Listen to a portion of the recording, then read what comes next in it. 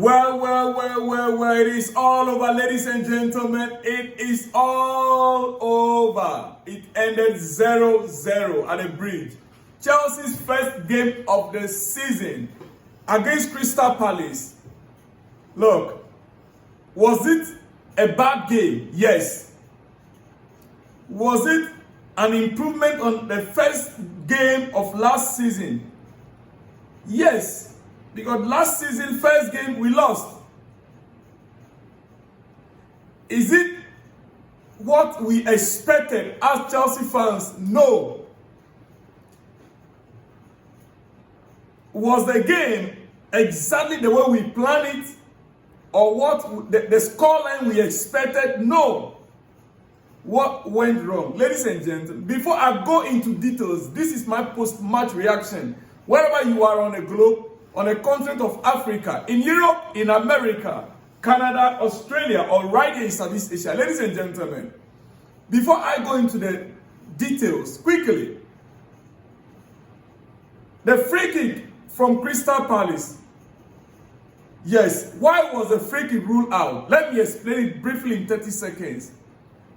The law number 13 on free kicks is that when 3 or more defending team players form a wall, as Chelsea players form a wall, all attacking team players, that is Crystal Palace players, must remain at least 1 meter, which is about 1 yard, from the wall until the ball is in play. Now, the reason why SS free kick was disallowed is this: 1 meter distance rule for attacking players near a defensive wall of at least 3 players during a free kick was introduced by IFAB in 2019-2020 season. Laws of the game, effective June 1st, 2019.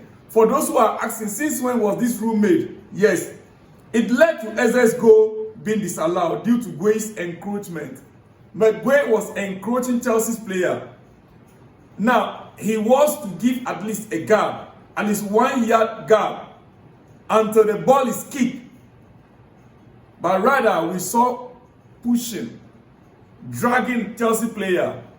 That led to the goal, clearing the way for the goal to be scored. Ladies and gentlemen, he pushed the player, he encroached on the player before the ball was shot. Do you get it? He encroached on Chelsea player before the ball was shot. Assuming the ball was shot and then he pushed the player, it wouldn't have resulted in, ruling out. That goal would have stand. Ladies and gentlemen, so the game ended 0-0 at the bridge. Chelsea struggled massively against a deep block once again.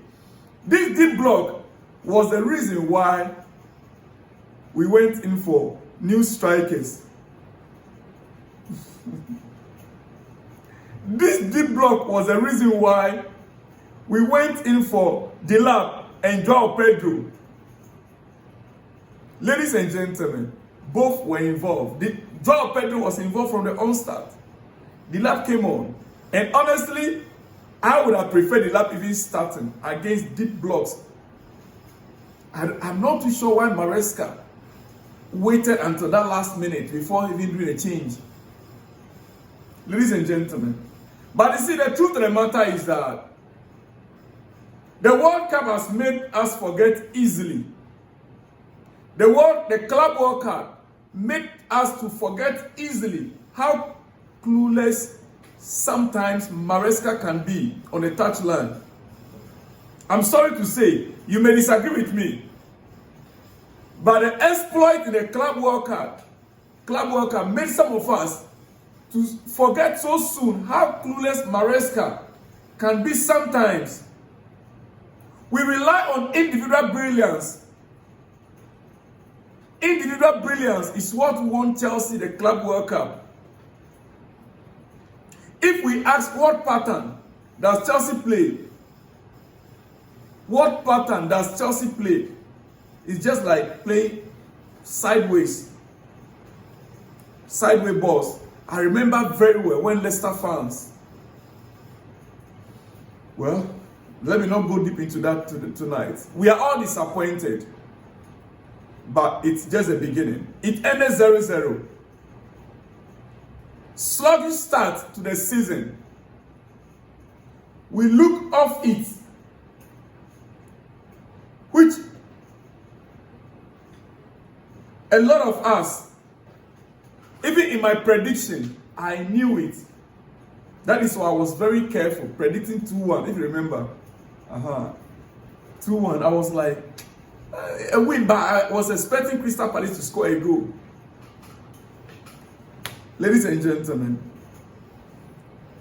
you see, right now as we speak, let me point out few things. Joshua Achampong, at the beginning, made one error that nearly cost us. But since then, a young chap picked up, and though Mateta bullied him a lot, built up capacity, experience, Mateta have it. He bullied Josh Achampong a lot in that central defense. But the young chap, the 18 years, stood on his ground. For me, he did quite well. I'll mark him 7.5. I'll mark Joshua Achampong 7.5 in this game. Yeah. Otherwise, Chelsea would have conceded goals. Mateta tried to bully the young chap severally, but he stood his ground and he got his job done perfectly. One major observation that I have in this afternoon's game was that for some reasons we were reluctant to play wide. We just constantly look at Neto Gittins.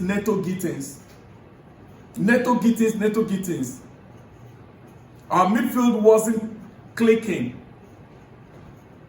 Caicedo struggled, Enzo Fernandez struggled in the midfield. Crystal Palace dominated the midfield. And so we only play Gittins, Neto. And Gittins is not yet there. His first game of the Premier League, and I expect it. It is expected. Gittins, it is expected that he will struggle in the beginning of the, that is why Maresca could have deployed a different, like he brought on a Estaval. You notice that, or even Kopama in that wide area.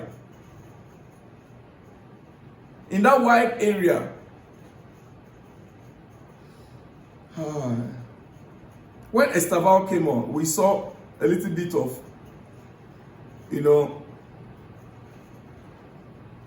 different system. That was when even Disallowed was now playing as a pure 9. When Estaval came on, it made the attacking area 3 players. He was now like 2-3 players now were monitoring him, and he freed a space in that attacking area where Disallowed could have scored. Estaval could have scored. Who else? Glorious opportunities, but then, and including Santos. But hey, guys, it is what it is. It's just those misses. All those things just sum up the entire game. It was a sluggish performance. This game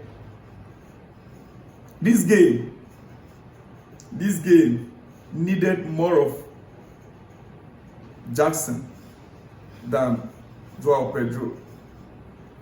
But most of you guys, well, Jackson actually is still in the team, but he's suspended. He wouldn't have played even. So, I don't want you to come after me. Anyway, quickly. Important that we have patience at the start of the season. It's very important. We didn't lose the game, but it's not a game we expected. Yes, we are disappointed. Yes. Can we move on from here? Yes, we can. Can we still achieve our aim if only we are ready to correct few mistakes? So it's very important that we have patience at the start of the season. As our players get back to full fitness, part of the issue is fitness. We never had good preseason, and it showed in their legs. Crystal Palace have more energy. They had more energy on the ball. It was very clear they were much more prepared than Chelsea are. The road is long and there is no need to panic, dear friends. We go again against West Ham next Saturday. Now, let's look at the positives in the game. And I'm about to run up. Let's look at the positives in the game. Before then, Cole Palmer was a bit quiet in the game. He should be receiving more of the balls. Enzo Fernandez, they should have been supplying Cole Palmer more of the balls, but he was not getting more of the balls. Now, let's look at the positives. 1, Chelsea had a clean sheet after all. 2, Joshua Champion didn't look out of place and did well with Mateta, though Mateta tried to bully him. 3, Chelsea still remain unbeaten. 4, Palace take a lot of points. Or Palace, Crystal Palace, they will take a lot of points. Yes, a lot of points off many teams this year. So it's not just Chelsea. They will take a lot of points off many teams this year.